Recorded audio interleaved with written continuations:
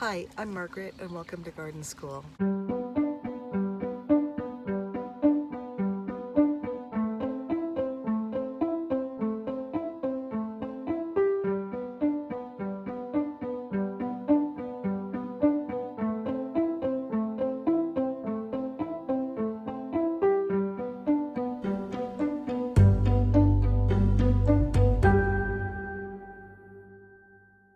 Who doesn't like fresh herbs or to be able to have dried herbs to add to their cooking? It's really nice to have herbs available. And what I'm going to do today is to plant some herbs from seed.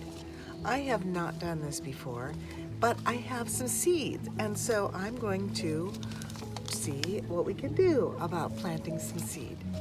Now I have some seed starting mix here. It's kind of dry, and I'm going to just add a little bit of water to this and let it absorb a little bit so that it will not be just super dry.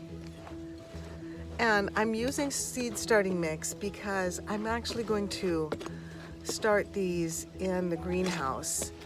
Even though it is the right temperature outside now to be planting these directly, to sow directly in the ground in the garden, I'm not sure what I'm going to do with these. I may decide to give these little plants away if I have success with the germination of the herbs.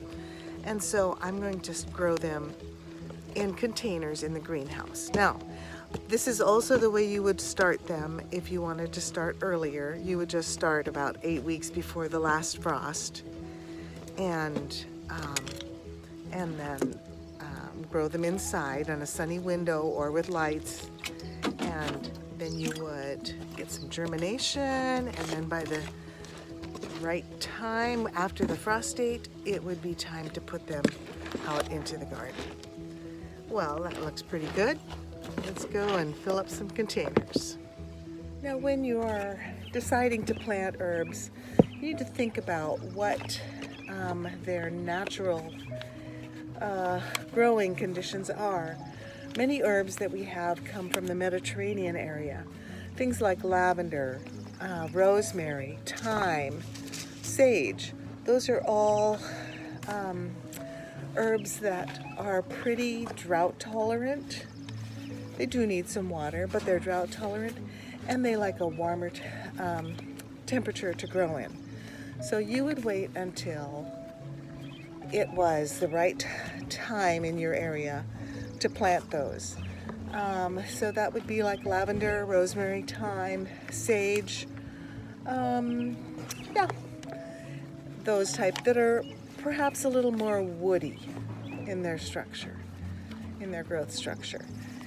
Now, if you wanted to grow basil, basil also likes a warm climate, but it does not typically have that woody structure of the plant. So, but it does like heat, and so you want to wait until your temperatures are nice and warm. Otherwise, your poor little basil will just sit there and pout and won't do very well. So watch that and look at the instructions for basil especially. Now, when it comes to things like cilantro, cilantro does not like the heat. And when it gets warm, it will bolt. And then the flavor changes when it starts to go to seed, and that's not good. So if you wanted to grow cilantro, you would start a bit earlier so that in the cool weather, in the spring, for instance, when you're putting out your kale and maybe your lettuces, but that's the time the cilantro will want to grow. Now, if your cilantro does go to seed, bolt and go to seed, those seeds are actually the spice coriander. That's kind of cool. Parsley is one that I never seem to have to sow because I always let it go to seed. It's a biennial plant, and so the first year you have your nice foliage that you want to use, and the second year it will bolt and go to flower and then produce a lot of seeds. But I think today what we're going to do is try some parsley, because these are the seeds I have. I'm going to try some chives too, a mint, and we'll talk about mint in a little bit, and rosemary, oregano, and thyme. So we'll try those. I don't happen to have any sage. That's one I would really like to get. Maybe I should dig around for some sage seeds. Well, let's take a look at what we've got here with our containers. Now, so many of these seeds are so tiny that it's just really hard to manage them even. Here are the thyme seeds. They're just so very tiny. I'm going to just sprinkle those over the top of my planting container. And then I am just going to cover with a little tiny bit, barely cover, of seed starting medium. This kind of medium will retain moisture, making it easier for those seeds to germinate. And then I have a little tag so I'll know what's what when it does start to germinate. This is a little experiment because my seeds are not very fresh. I'm going to see if they do happen to grow. Well, let's take a look at the oregano seeds. Oh yeah, they are just as tiny.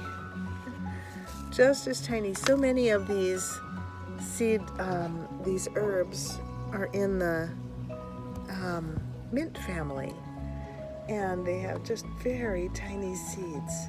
Now, I would say probably the exception to the small seeds that I'm aware of is dill.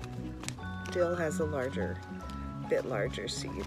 It's in the carrot family. So let's see, so we've got thyme, now we've got oregano. Okay, I'm going to continue on with this and get the rest of these things planted. Now, one thing you want to be aware of with the mint is that it should really be grown in a container because it spreads so fast and is so invasive. So that's something to consider if you want to have a little herb garden. Try to confine your mint, otherwise you'll just have a plain old mint garden. And I mean, that's not bad, but if you wanted something else, maybe that would be better. So there are herbs planted, and all of them want to be pretty shallow. A couple of them want to be very shallow. I think the mint and the rosemary only want to be a 1/16 of an inch deep in the soil. Now, all of these will take at least 2 weeks, 10 days to 2 weeks to germinate.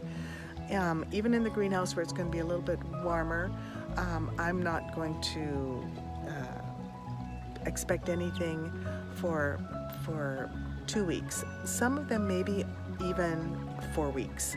So you do have to remember about that.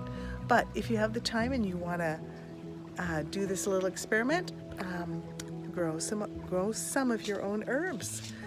There are other herbs that you can grow. You can even grow your own lavender from seed. Stevia is a popular herb to grow too. So that is fun to do. And then perhaps we will have some herbs to use fresh and to dry. Well, there's always more to learn in the garden. Bye-bye.